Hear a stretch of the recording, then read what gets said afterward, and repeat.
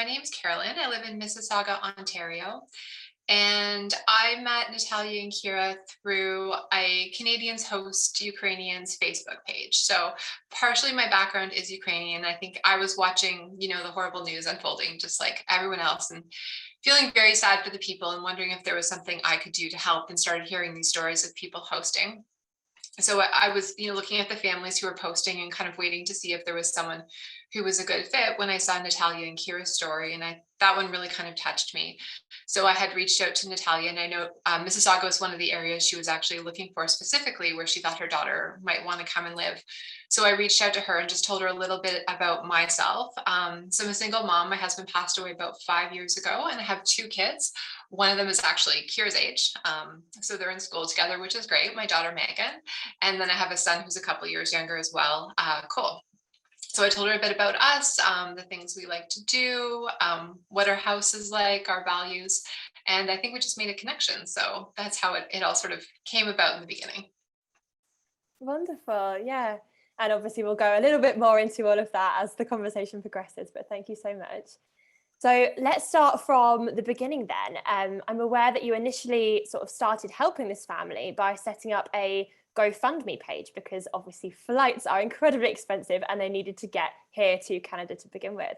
So can you tell us a bit about, what initially made you want to help this family, and maybe touch a bit on how that GoFundMe page was set up? Yeah, so I think, just talking to them and hearing their story, and we actually initially just had a Zoom call to get to know each other, and they were just both such lovely people. We had to have an interpreter actually at that time, but we still got to know enough about each other, and I just felt like they were, someone that I could help, and I wanted to do what I can. So it did take a couple months while they were waiting for their visas and then their passports and trying to figure out timing before we realized when they would be able to travel. And once they were, of course, flights had gotten expensive because we had to book fairly quickly at that time for Kira to get here before school started. So we looked at a few options, and flights to different charitable organizations were pretty limited. Like there was a coalition of the government of Canada and Air Canada, but they didn't have any openings at that time, and it was kind of waiting to be put on a waiting list. So we started to think what else that we could do. So we thought we'll set up a GoFundMe page and see if it works. Natalia wasn't able to set it up herself. You have to live in certain countries to be able to do so, and Ukraine isn't one of those countries. So I set it up from here in Canada, but she was the one who really promoted it. So she was on all of these Facebook pages, talking to people who were trying to help Ukrainians come here. So she kept posting the link and telling their story, and the donations just started coming in, and it actually came in much more quickly than we thought. People were very generous. So we took those funds, and Good Neighbors Canada actually helped us take the funds and then book the flights for them to come here. Wonderful. And how did you find out about Good Neighbors Canada, and what made you get in touch with us? I was doing a fair bit of internet research, just looking for charitable organizations that were willing to help Ukrainian families coming here.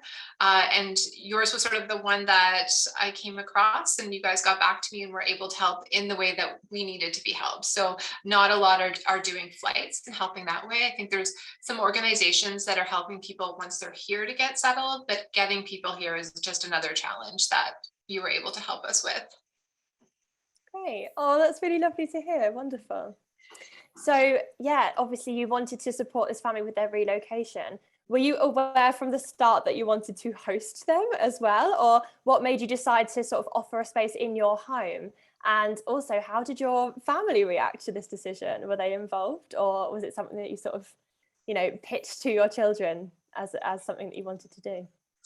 Yeah, my kids were definitely involved in this. So we do have a space in our basement where we've had friends stay when they needed someplace short term, between houses. It's an apartment with a sitting room and kind of a washroom and a bedroom down there. So originally I was thinking most of the stories I were hearing were about moms coming with kids. And I was thinking this would be like a safe place for them while they got established in Canada. So this was a little different than what I was originally thinking in terms of having a minor come on her own and live with us long term is a different situation. But yeah, I had kind of proposed it to my kids, and They're usually pretty excited about getting on board with things and helping people. My daughter does a lot of volunteer work. She and Kira also had made a connection before Kira arrived. So they were having occasional Zoom calls, and Kira could ask Megan all of her questions about school in Canada and different things she wanted to know. And they started to get to know each other that way, which was really nice. So when Kira got here, she already had a little bit of a friendship started with Megan. So she knew one person at least. Yeah, and my son, he just said to me, please don't give my bedroom away. And I said, of course I won't give your bedroom away. So he was happy as well. Yes, that's absolutely amazing. So another aspect that I suppose it might be sort of long gone by now, when you're in the planning process and you're sort of meeting these people online, we have sort of reservations and concerns, you know, about the whole process. Did you have any initial concerns before the family arrived, and what were they, if you can remember even? Yeah, of course. I think whenever you're bringing a stranger into your home, like we had just met online, there's always those concerns about how are they going to fit in? What are their values? What will they be like in terms of being, a positive or negative addition to our life? And my friend had said something to me. She said, you're taking in a child, so it's going to be great or it's going to be terrible. But either way, you have to see it through. And I was like, you know what? You're right. Either way, we're going to see this through. And it turned out to be great. Kira's lovely. Definitely her family's values are very close to ours, but we did have those concerns. And it was a big relief, I think, when they got here. And after the first few days, we saw how well they were fitting and how things were working. It was a big relief to us. That's lovely and wonderful to, yeah, hear that you're so well aligned in terms of, your family structure and family values. That's great.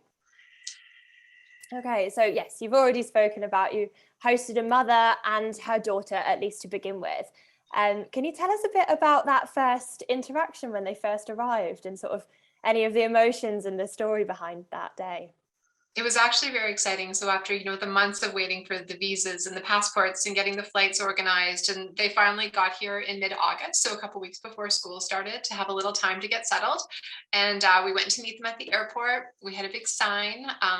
My kids looked up how to spell welcome in Ukrainian. So, after they got off their flight, a very long journey for them, and they came out and we saw them for the first time. Like it was just it was emotional and a very touching moment. We were so happy to have them here and welcome them.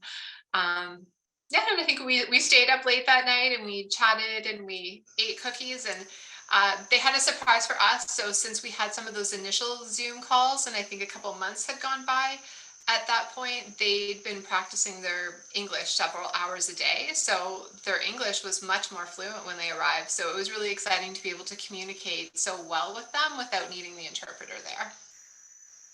That's amazing. Yeah, because obviously language barriers can be another point of concern when, people are moving into your home. You of course want to be able to communicate with them quite easily. And we did use a little bit of Google Translate on the phones for a while there, but as time goes by, and Kira's here now and she's in school and she's speaking English all day, her English just keeps getting better and better so quickly. That's incredible.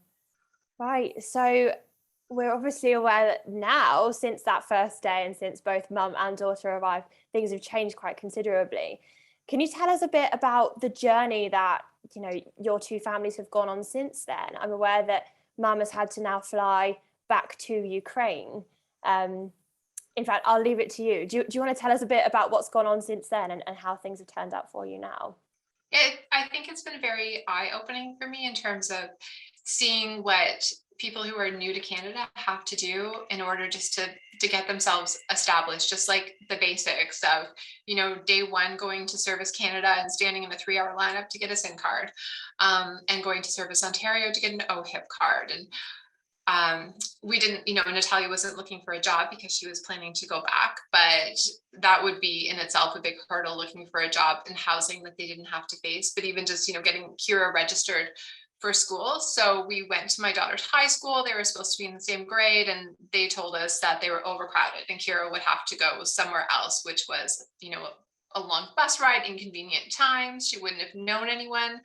So it took a couple weeks of kind of escalating that and getting the principal involved before we were able to get Kira into the school with my daughter, that caused us all, I think, a little bit of anxiety until that whole situation was resolved. And it was pretty close to the start of school at that time. So I think it's something that host families can definitely help people with, because I was able to help them with the checklist of things they needed to do, where they need to go, drive them there to make it a little bit easier.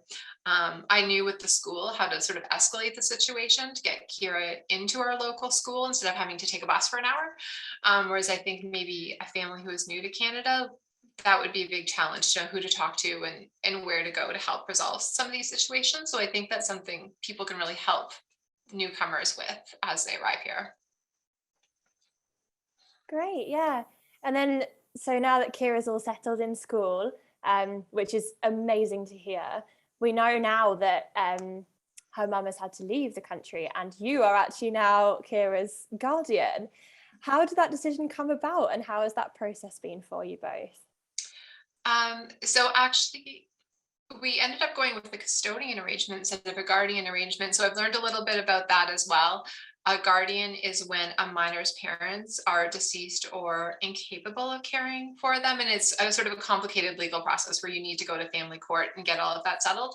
Whereas a custodianship is when typically you have a minor in the country who's studying and their parents are in another country, but still capable of caring for them. So that is actually just a form that you take to a notary and get signed. And it took all of an hour. So that was the paperwork itself was actually very easy.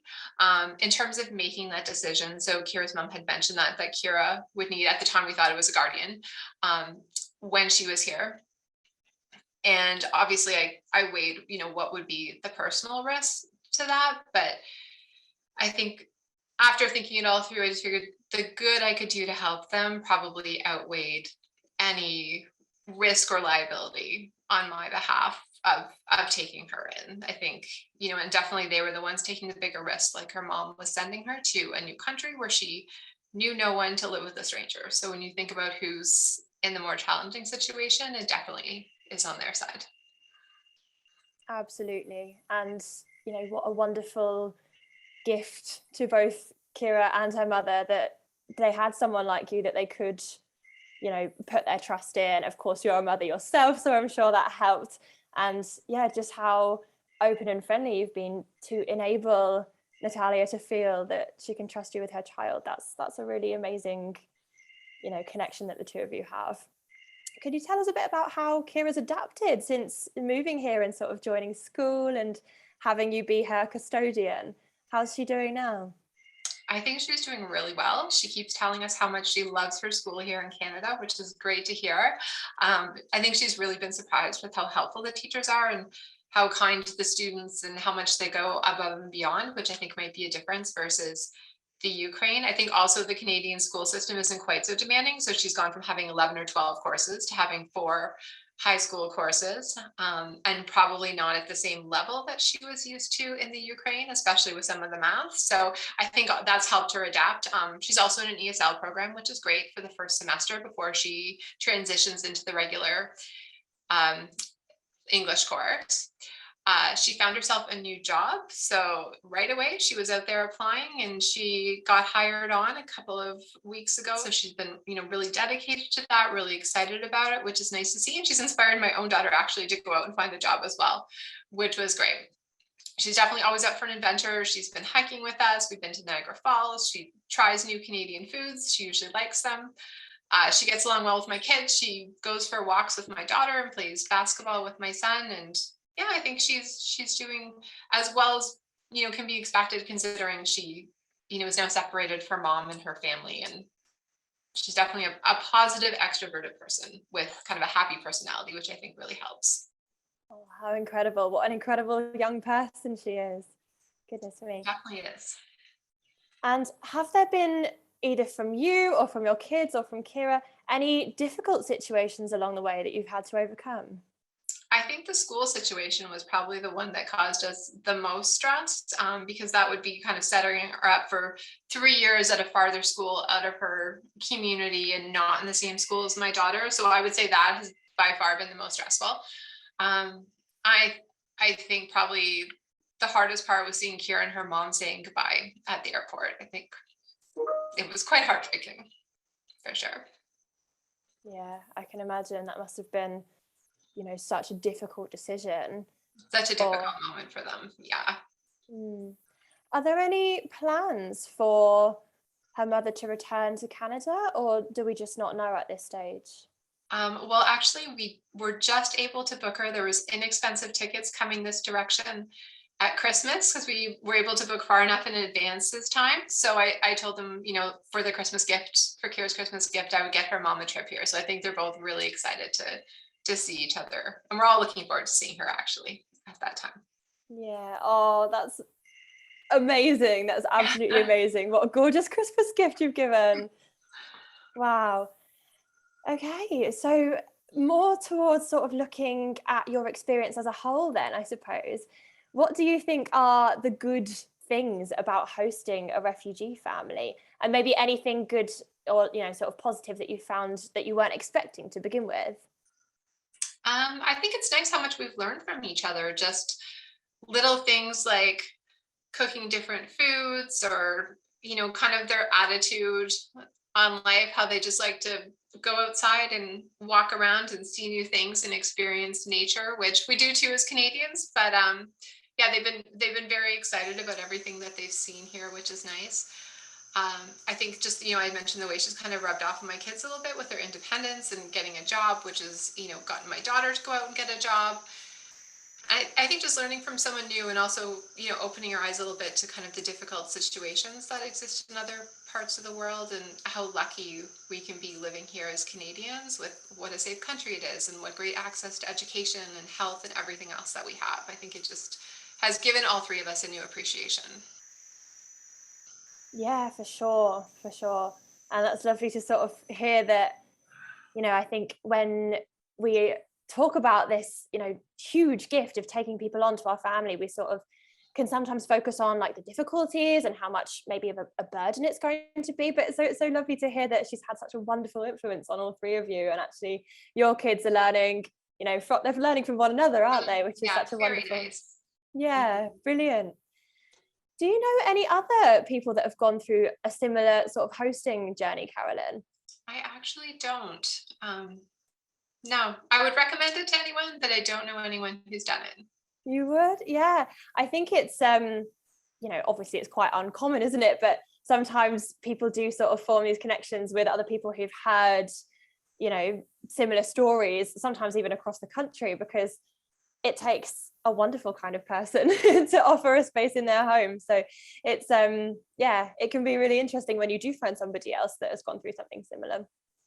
So in the absence of knowing exactly who you're talking to, but imagining that someone were to come to you and ask, about your experience and sort of whether you would recommend it, what kind of advice would you give to someone who's maybe thinking of offering their home but is on the fence and isn't quite sure about everything that's involved behind the decision? From someone that's had this experience now, what would you tell them? I think there's different ways you can do it. So it definitely doesn't have to be a long-term commitment. I think there's lots of people looking to come here who are just looking for a space in someone's home for a month to a few months until they can get their feet under them and find a place to live and get a job. So I think, if it's something you didn't want to commit to long term, then it's definitely something you could just try out. You could help multiple families even as they come here. Um, I think I would also say maybe just take the time to get to know the family a little bit before they arrive and come into your home. I think that's really important, just to make sure that they're a good fit for you, because having someone in your home, it really could go either way. You never know, but it's, people are coming here and planning to stay a long time, and they're just good people in a bad situation, I would say. So it's definitely a positive. It feels good to help them. Yeah, absolutely. So I know that we can feel sort of all kinds of emotions towards this journey that you've embarked on and are still very much in the middle of. How accomplished do you feel personally for having helped these two, wonderful people? I just hope I'm making a difference for her, a positive difference. I hope they feel like they've made the right choice, and Kira coming here and staying with their family. And just, we're just trying to replace as much of what she's lost as possible in terms of not being with her own family, and her friends being scattered and having to start over again in a new place. I just hope we're filling some of those gaps for her, and keeping her happy and moving forward as much as possible. Absolutely. And it really does sound like, you are very much on the way to doing that. You say she's happy in school now. She's got your two children that she's, becoming good friends with. She's got herself a job and, is soon to be seeing her mother at Christmas. So it's all very exciting. And, as much as we can never undo everything that she's been through, you are providing an environment of safety and of sort of stability, which we sort of underestimate the value of that when we've lived such a lucky life and we haven't gone through such horrible trauma and big changes. You're giving such a wonderful gift, Carolyn, you really are. And it sounds very much like you're, creating such a positive influence on this young lady's life. We're definitely getting a lot out of it too. So it's both ways. Yeah. What would you say are some of the benefits like that you yourself have been through? I do like seeing how my kids are learning from her. I get a lot of gratification out of that. I think it's just been a learning experience for me at a point in my life where, I'm ready to learn new things. I think I've, at this point we've done school, we've been working in our job a lot of years, we've had our kids. So to be able to learn something new about a new culture and, new people and bring them into our lives, I think it's just exciting and something I've enjoyed. Amazing.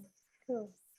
So what do you wish for this family, not just Kira, but her parents too? What kinds of hopes do you have for their future? I know her mom's in a difficult situation of not wanting to leave her husband, who isn't able to leave, as well as her parents who are in the Ukraine. So I really hope that they're all as safe as possible as they can be while we're there. And for Kira, I hope she has a bright future wherever she happens to end up. If she stays in Canada and goes to school here, I know she'll do really well. She's so focused and so positive. And, if she's able to go home someday and be reunited with family and friends, I think that's kind of what we're all, watching this war and what we're all kind of hoping for is that the situation resolves. Mm-hmm. Has Kira shared with you her thoughts on returning to Ukraine? I know that for some people, obviously they're sort of desperate to get back because they've been torn away from people that they dearly love, whereas others are sort of viewing it with a bit more uncertainty. Has that been something that she's spoken about with you? I think she's viewing it with more uncertainty. So she is looking ahead at, university and saving money and becoming a permanent resident to help enable some of that. And what happens after the 3-year visa she's on expires. So I know she's trying to work, she and her mom and I are trying to work through some of those issues already, expecting that this will probably be a longer term situation. If it were to drastically change in the Ukraine, I'm not sure how that would change her perspective, but I think she feels that the damage is done there for a long time. She even mentioned to me, we were on a hike and she said, "Oh, I won't be able to go into the woods in Ukraine for 10 to 20 years because there's landmines now." So that's just like so sad what's happened to that country. Yeah, for sure. And it really does make you realize, doesn't it, how lucky we are to be in a space that hasn't gone through anything like that. Yeah, bless her. Okay, something you mentioned earlier actually that I'd like to touch on was in your advice for maybe other people that are thinking about hosting. You were talking about maybe even once that one commitment is over, welcoming another family into your life. Is that something that you would ever personally consider doing again? The house is pretty full at this point with 3 teenagers.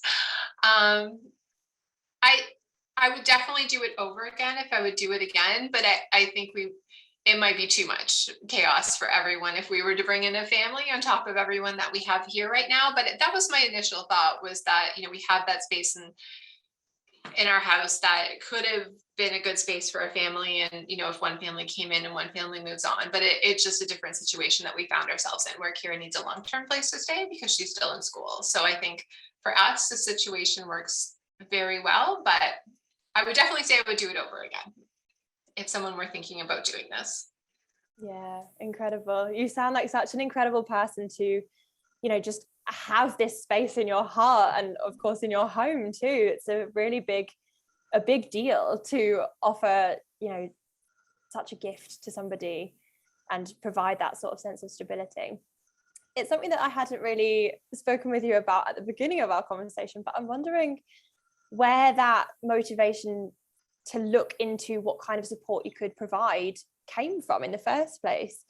I think for a lot of us, it's very easy to sort of hear about things going on across the world, and whilst we do have a high degree of empathy for people that are going through all kinds of trauma, it feels very detached from the life that we're living. So it's hard to almost put ourselves in these people's shoes and think, gosh, they really need my support, me personally, to get involved. Where do you think that motivation came from for you? I think partly just the connection I build with the culture, because my own background is partly Ukrainian. So you start thinking that could have been me if things had turned out differently.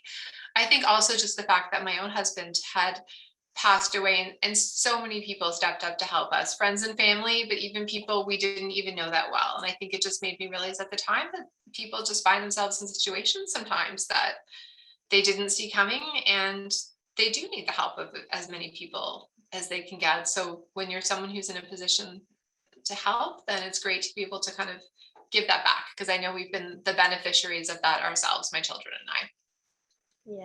Yeah, and that's really, really lovely to sort of, I suppose we're passing it on when we have the means, aren't we, which is great. Yeah. So to sort of conclude then, Carolyn, how would you sum up your whole experience with hosting this refugee family? Oh, that's a good question. I think, it's been a very emotional journey, at times stressful, trying to, work out the logistics of everything. Definitely a good learning experience. And I think just, when I look back at the things I've done in my life, I think this will definitely be one of the more positive things that I'll never regret. I'll always be glad that we took this step.